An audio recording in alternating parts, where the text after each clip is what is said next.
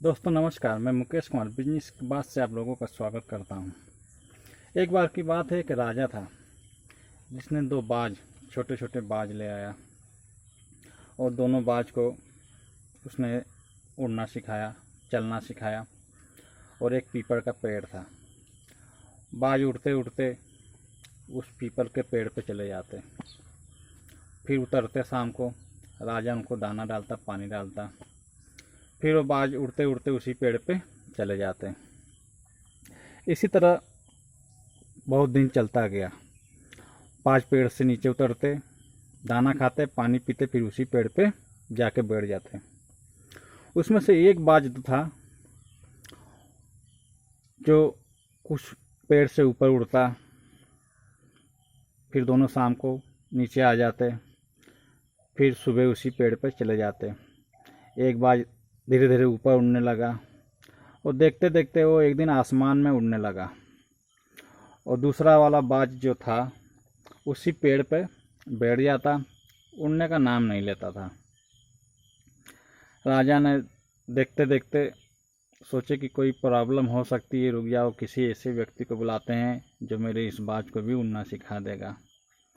तो उसने कुछ ऐसे लोगों को बुलाया जो उस बाज को भी उस पहले वाले बाज की तरह उड़ना सिखा दे।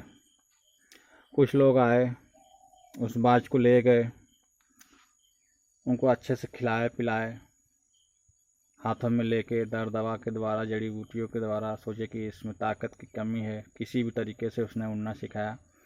पर वो बाज नहीं उड़ पाया। वो जब जाता उसी पेड़ पे बैठ जाता। राजा बहुत परेशान हो गया, सोचा कि मेरे दो बाज थे, मैंने सोचा था कि दोनों बाज उड़ेंगे आसमान में, बहुत अच्छा लगेगा देखने में।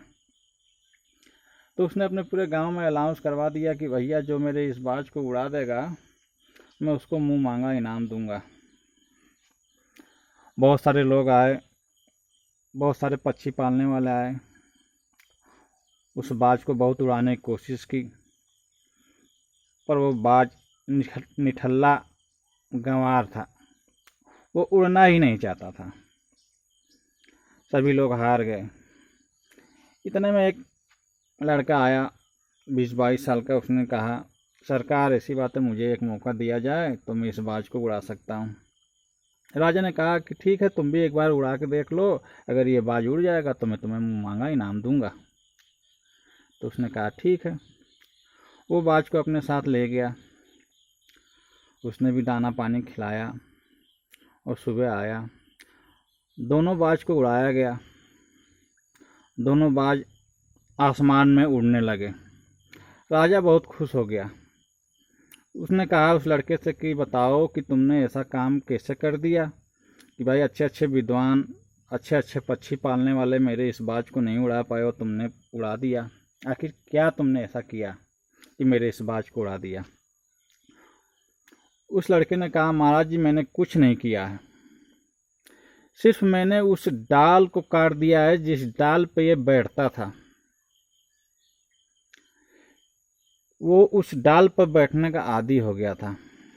महाराज ने उसे इनाम दिया, उस पक्षी को उड़ना आ गया। राजा खुश हो गया, कहा कि चलो अब मेरे दोनों पक्षी आसमान में उड़ने लगे।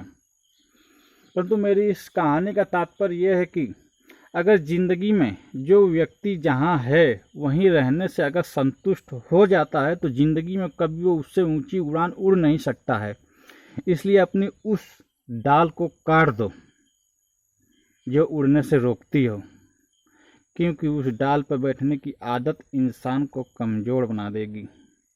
उस बाज की वही कमजोरी उसको कमज़ोर बनाए हुए थी। उसी प्रकार आज लाखों करोड़ों लोगों की कमजोरी उसी प्रकार वही डाल है जिसको काट देना इंसान को प्रगत करा सकती है।